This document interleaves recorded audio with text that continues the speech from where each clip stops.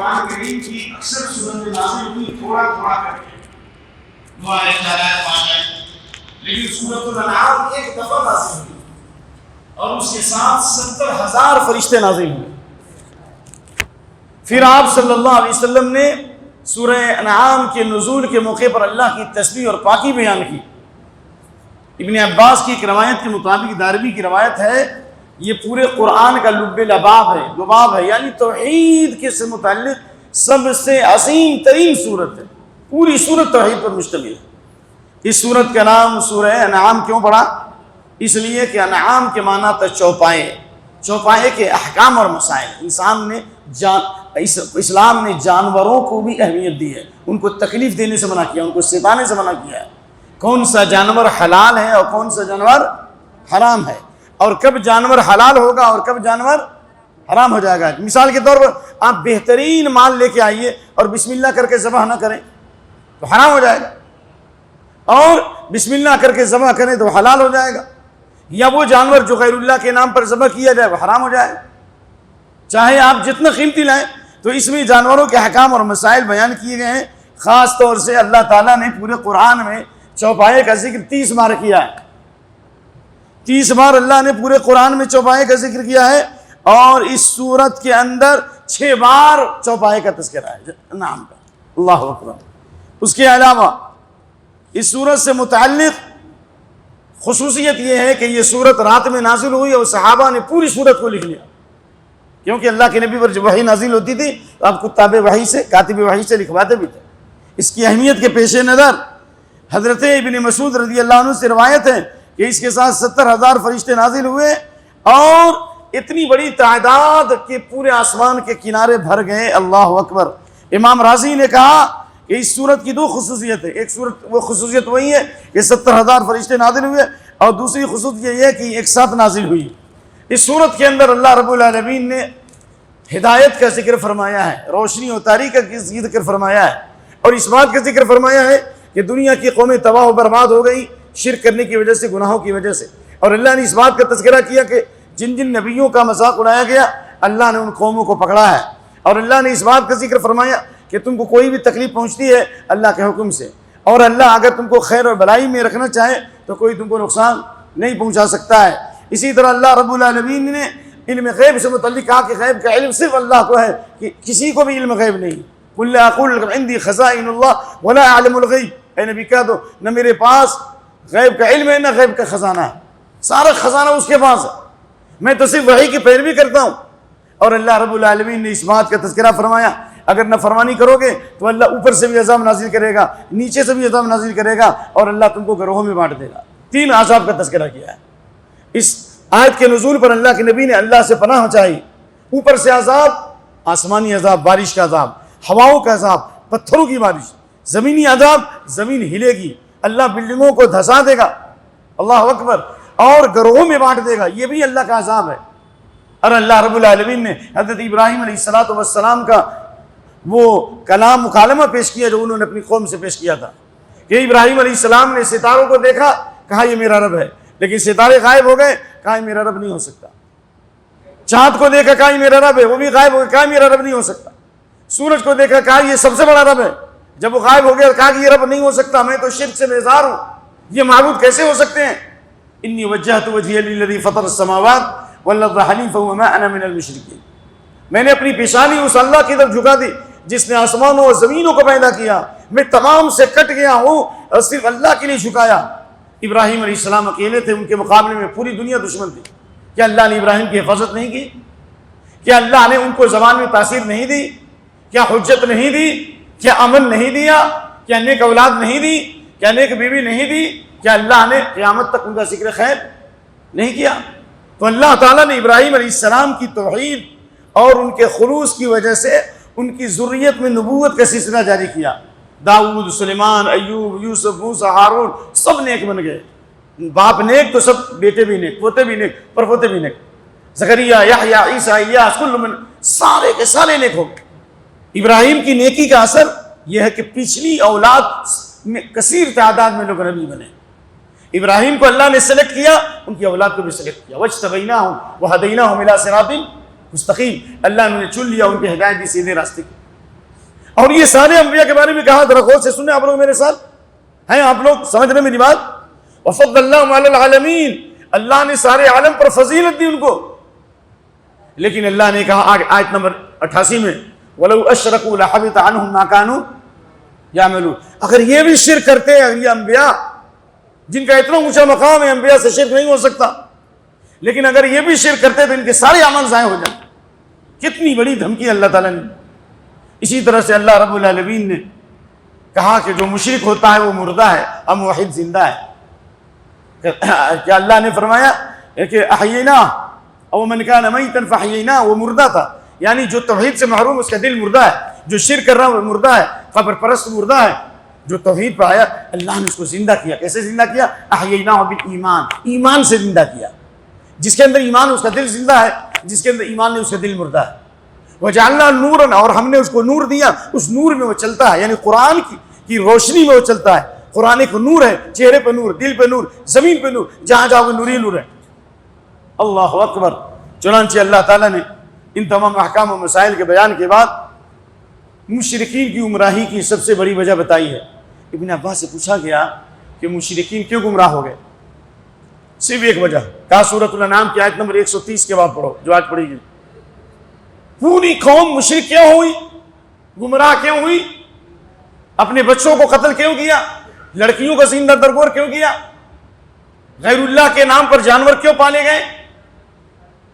وجہ قد خسر الذین قتلوا اولادہم سفہا بغیر علم، جنہوں نے اپنی اولاد کو ناحق قتل کر دیا. کیوں؟ بیوقوفی، بغیر علم نہ ہونے کی وجہ سے. تو آج جو لوگ اپنی اولاد کو قتل کر رہے ہیں، ہم دو اور ہمارے دو آپریشن کرا رہے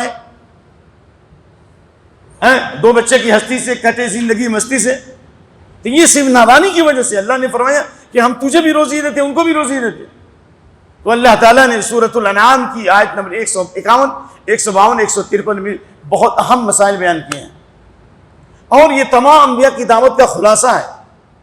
10 وصیتیں کی ہیں. کتنی؟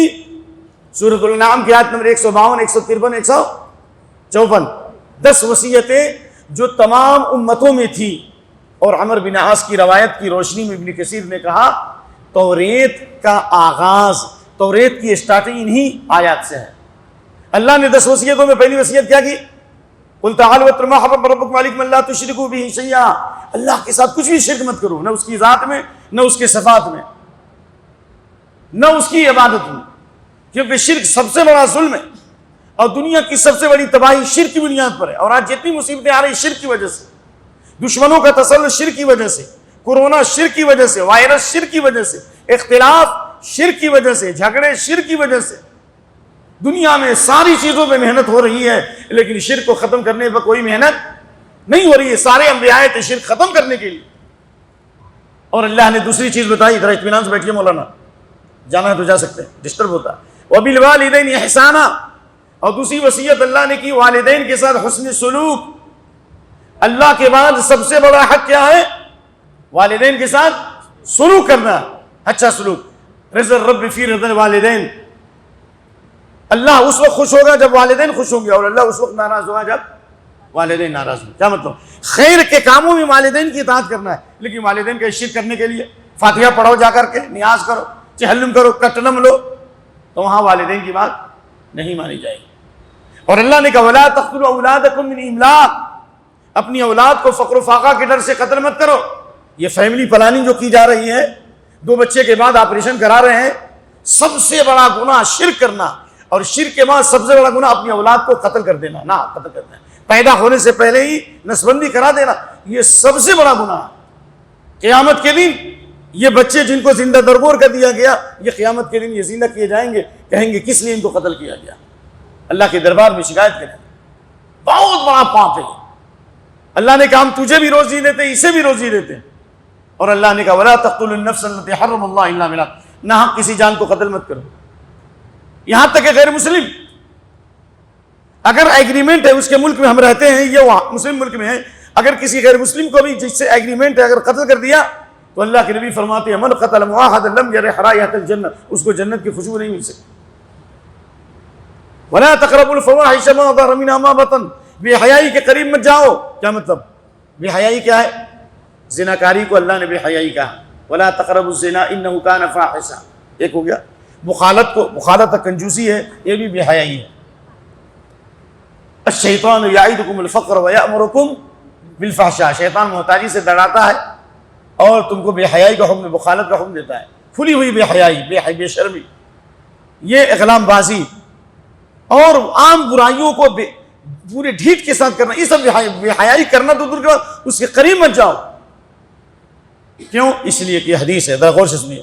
ما ظهرت الفاحشة في قوم تعلنوا بها الا ابتلوا بالطمعين ولو جاء التي لم تكن في اسلافهم الذين اس قوم میں بے حیائی، برائی، زناکاری، فحاشی اور ریانیت، ننگاپن، بے پردگی عام ہوگی۔ الا ابتلوا بالطمعين، پلیگ کی 20 قسمیں اس وقت تحقیق ہوئی ہیں، یعنی پلیگ کی مختلف بیماریوں میں مبتلا کر دے گا، مختلف وباؤں میں مبتلا کر دے گا، ایسی بیماریاں جو تاریخ میں کبھی موجود نہیں تھی۔ امریکہ میں ابھی تحقیق ہوئی چند سال پہلے کہ یہ 5 سال میں 5000 ایسی بیماریاں امریکہ میں پیدا ہوئی ہیں زناکاری کی وجہ سے، جو بیماریاں پہلے کبھی موجود نہیں تھی اور ان کا کوئی علاج ہی نہیں ان کے پاس۔ یہ اللہ کے نبی کی حدیث ہے نا، کیونکہ بے حیائی، زناکاری سے کیڑے جو ہے، جراثیم فضا میں پھیلتے ہیں اور اس کی وجہ سے بیماری ہوتی ہے۔ اس لیے کہا گیا کہ غیر شادی شدہ آدمی زنا کرے تو 100 کوڑے مارو اور اس کو 1 سال کے لیے کیا کر دو؟ جلا وطن کر دو، کیونکہ اس زناکاری کی وجہ سے جراثیم پھیلتے ہیں اور اسے بیماریاں پھیلتی ہیں، اور ایک برائی سے دوسرے میں برائی داخل ہوتی ہے، دوسری کی برائی تیسرے میں داخل ہوتی ہے۔ ایک آدمی خراب ہو گیا تو جس طرح وہ بیماریاں پیدا ہوتی ہیں، زناکاری بھی اخلاقی خرابی میں آئے گی اور جسمانی بیماری بھی پھیلے گی۔ اللہ اس لیے کہا بے حیائی کے قریب مت جاؤ، اور اللہ نے فرمایا اوفوا الکیل والمیزان، ناپ تول میں کمی مت کرو، لو تو پورا لو اور دو تو پورا لو، گھٹاؤ نہیں۔ کیوں؟ ما نقص قوم من المکیال والمیزان الا ابتلوا بالسنین وشدۃ المؤونہ وجور السلطان، جو قوم ناپ تول میں کمی کرے گی اللہ 3 قسم کا عذاب نازل کرے گا۔ ناپ تول میں کمی کا مطلب کیا ہوا؟ نمبر 1، آپ لیتے ہیں تو پورا لیتے ہیں اور دیتے ہیں تو گھٹا دیتے ہیں، یا یہ کہ عام طور سے دیکھیے یہاں سے لے کے مہدی پٹنم تک جتنے لوگ پھل والے ہیں الا ماشاء اللہ، اکثر جگہ دیکھا گیا کہ وہ دیکھنے میں اچھا لگتا ہے لیکن کاٹو تو اندر سڑا ہوا ملتا ہے۔ اور آج کل تربوز کے بارے میں جو رپورٹ آئی بہت ہی خطرناک، کہ جان بوجھ کر اس کے اندر اتنے کیمیکل ملا رہے ہیں کہ اس کی وجہ سے کینسر اور دوسری بیماریاں پھیل رہی ہیں۔ دواؤں میں، کھانے پینے کی چیزوں میں زہریلے مواد داخل کر رہے ہیں۔ یہ اللہ کی لعنت ہوگی ایسے لوگوں پر، اللہ کا غضب نازل ہوگا ایسے لوگوں پر۔ اور جان بوجھ کر آپ کہیں گے آدھا کلو، کہے گا 3 کلو لے گے، ڈنڈی مارتے ہیں پوری۔ اسی ناپ تول میں کمی کی وجہ سے قوم شعیب پر 3 عذاب آیا۔ کتنا عذاب آیا بھائی؟ بولو جی۔ اللہ تعالیٰ تو اخلاص عطا فرمائے۔ نمبر 1، آگ کی بارش ہوئی، فخذ عذاب، سایہ ہوا، بادل چھایا، بارش نہیں ہو رہی تھی، لوگوں باہر نکلے کہ بارش ہوگی، پھر اللہ نے اس سے آگ کی بارش کی۔ نمبر 1۔ نمبر 2، زلزلے کا عذاب آیا۔ نمبر 3، ایک چنگھاڑ ایسی آئی جس سے ان کے دل پھٹ گئے۔ اور اللہ کے نبی فرمایا صلی اللہ علیہ وسلم، جس قوم میں ناپ تول کی کمی ہوگی الا ابتلوا بالسنین، 7 سال کا عذاب نازل کر دے گا۔ کیا مطلب؟ اللہ ضرورت کو بڑھا دے گا، اشیاء کم ملیں گی، مہنگائی زیادہ ہو جائے گی، مہنگائی زیادہ ہوگی، ناپ تول میں کمی کر دے گا۔ وشدۃ المؤونہ، ضرورت کو بڑھا دے گا، آمدنی ہوگی 10,000 اور خرچہ ہوگا 1 لاکھ، کبھی ڈاکٹر کھا لیا، کبھی انجینئر کھا لیا، مختلف انداز میں لوگ کھا لیں گے مالات کو۔ وجور السلطان، ظالم بادشاہوں کو مسلط کرے گا، ناپ تول میں کمی کرے گا۔ ظالم بادشاہ کا مطلب ظالمانہ ٹیکس، انکم ٹیکس، یہ ظالمانہ ٹیکس نہیں ہے، غیر شریک ٹیکس ہے، یہ ناجائز ٹیکس ہے، انکم ٹیکس، سیل ٹیکس۔ اس لیے بعض علماء نے کہا یہ سود کے پیسے جو بینک سے ملتے ہیں ولن تو اللہ تعالیٰ ہم سب کو حفاظت کرے، لیکن انکم ٹیکس اور سیل ٹیکس میں یہ سود کے پیسے دینا جائز ہے۔ عبید اللہ رحمانی کا فتویٰ کیوں؟ ناجائز ٹیکس ہے، جو حرام کھاتا ہے اس کو حرام ہی کھلاؤ، کوئی حرج نہیں۔ سمجھ میں آ رہا ہے نا کہ نہیں آ رہا ہے؟ جی آگے چلیے۔ اللہ نے فرمایا وَأَوْفُوا الْكَيْلَ وَالْمِيزَانَ وَلَا نُكَلِّفُ إِلَّا وُسْعَهَا وَإِذَا قُلْتُمْ فَاعْدِلُوا، بولو تو حق بولو، سچ بولو، اگرچہ تمہارے نفس کے خلاف، تمہارے والدین کے خلاف، تمہارے رشتہ داروں کے خلاف کیوں نہ ہو۔ اعْدِلُوا هُوَ أَقْرَبُ لِلتَّقْوَىٰ، انصاف کرو، یہی تقویٰ سے سب سے زیادہ قریب کرنے والا ہے۔ حق اور انصاف کی وجہ سے یہودیوں نے گواہی دی، یہود سب سے بڑے دشمن اسلام کے، مسلمانوں کے، اللہ کے، انسانیت کے۔ لیکن جب عبداللہ بن رواحہ کو آپ نے بھیجا تھا خیبر کس لیے بھیجا تھا بھائی؟ وہاں یہودی تھے، کیوں بھیجا تھا؟ اس لیے کہ ان سے ٹیکس وصول کرنے کے لیے ان کی جو زمینیں تھیں مسلمانوں کے قبضے میں آئیں، تو اللہ کے نبی صلی اللہ علیہ وسلم نے درخواست کی ہم کو مت جلا وطن کیجیے. آپ نے کہا ٹھیک ہے، اس کی جو پیداوار ہوگی آدھا تمہارا آدھا میرا. عبداللہ بن رواحہ کو بھیجا لانے کے لیے، تو مان لیا کہ 15 ٹن لینا ہے، 15 ٹن ان کے اوپر ہوا مثال. تو کہا کہ ایسا کرو 10 ٹن لے لو اور 2 ٹن جو ہم تم کو رشوت دے دیتے ہیں، تو 3 ٹن کا فائدہ ہم کو ہو جائے گا. شاید یہودیوں نے امتحان لیا ان کا. آپ لوگ میری بات سمجھ رہے ہیں کہ نہیں؟ کہا حضرت عبداللہ بن رواحہ نے، یا ابناء القردۃ والخنازیر، اے بندروں اور سوروں کی اولاد، رسول اللہ کی محبت تمہاری نفرت. رسول اللہ ہمارے محبوب ہیں، اللہ کے محبوب ہیں، ان کی محبت اور تمہاری دشمنی مجھ کو انصاف سے نہیں روک سکتی. ہم انصاف کریں گے، ہم تمہارے خلاف غلط باتیں نہیں کریں گے، ہم تم پر ظلم نہیں کریں گے، ہم وہی باتیں کہیں گے جو تم نے کہا ہے. ہم نہ بڑھائیں گے اور نہ گھٹائیں گے، جتنا ہے اتنے دے دو، ہم تم پر ظلم نہیں کریں گے، ہم تمہاری شکایت بھی نہیں کریں گے. جب حضرت عبداللہ بن رواحہ نے یہ بات کہی، تمام یہودیوں کے بڑے علماء نے کہا بہم قامت السماوات والارضون. اللہ اکبر. ایسے لوگ جب تک دنیا میں ہوں گے آسمان بھی قائم رہے گا، زمین بھی قائم رہے گی، پوری دنیا میں امن شانتی ہوگی. ایسے لوگ چلے جائیں گے تو دنیا ختم ہو جائے گی. تو یہ ہے دشمنوں کی گواہی. اللہ اکبر. آج غیر مسلم کہتے ہیں کہ مسلمانوں سے کاروبار مت کرو. میں نے دیکھا ہے ریپیڈو والوں کو، غیر مسلم کو پیسہ دیتے ہیں 10 روپیہ تو زیادہ نہیں لیتا، اور مسلمانوں کو دیکھا ہوں 100 روپیہ زیادہ کر کے لیتے ہوئے. اللہ، ایسے دھوکہ باز، فراڈی، ایسے خیانت کرنے والے، ایسے ظالم، ایسے گندے لوگ. ایک طرف سے سبزی بیچنے والے 99% یا 90% ایسے لوگ ہیں جو روزہ ہی نہیں رکھتے. تقریباً میرا یہی تجزیہ ہے. ابھی تک جتنے سبزی بیچنے والے ہیں یہاں سے لے کر مہدی پٹنم ٹیلی چوکی تک، ابھی تک 1-2 کو چھوڑ کر کوئی روزہ دار نہیں ملا مجھے. پورے رمضان کی رپورٹ ہے. تو کیا اللہ کا عذاب نہیں آئے گا؟ اللہ کا غضب نازل نہیں ہوگا؟ اللہ کی فٹکار نہیں ہوگی؟ اللہ تعالیٰ دشمنوں کو مسلط نہیں کرے گا؟ پریشان حال زندگی نہیں ہوگی؟ تو اللہ نے آخری میں کہا وَبِعَهْدِ اللَّهِ أَوْفُوا، اللہ کے وعدے کو پورا کرو. وَأَنَّ هَذَا صِرَاطِ مُسْتَقِيمًا، یہی سیدھا راستہ ہے. اور سیدھا راستہ، یہ جو 10 باتیں کہی گئی یہ جنت کا راستہ ہے، اور اس کے دائیں بائیں جتنے راستے ہیں ٹیڑھے راستے وہ شیطان کے راستے ہیں. اگر اس پر عمل کریں گے تو سیدھے کہاں جائیں گے؟ جنت میں جائیں گے. ایاک نعبد و ایاک نستعین. تو آپ جنت کے راستے پہ جانا چاہتے ہیں جہنم کے راستے پہ؟ اگر چاہتے ہیں تو قرآن کھول کر آیت نمبر 151، 151، 152، 153، 10 باتیں ہیں. 10 باتوں کو سیکھیے اور اس پر عمل کیجیے، اور اللہ سے توفیق مانگیے کہ اللہ ہمیں ان آیتوں پر عمل کرنے کی توفیق عطا فرمائے. جس دن عمل شروع کریں گے ہم سب، اسی دن سے ہمارے دل میں تبدیلی آئے گی، زبان میں اثر ہوگا، روزی میں اللہ برکت دے گا، گھروں کا ماحول بدلے گا، ہماری پریشانیاں دور ہوں گی، اور اللہ تعالیٰ عبادت میں ایمان کی مٹھاس پیدا کرے گا انشاءاللہ. اللہ سے دعا ہے کہ صحیح دین سمجھنے اور سیکھنے کی توفیق عطا فرمائیں. اقول قولی ھذا واستغفر اللہ لی ولکم ولسائر المسلمین واستغفر انہ غفور رحیم.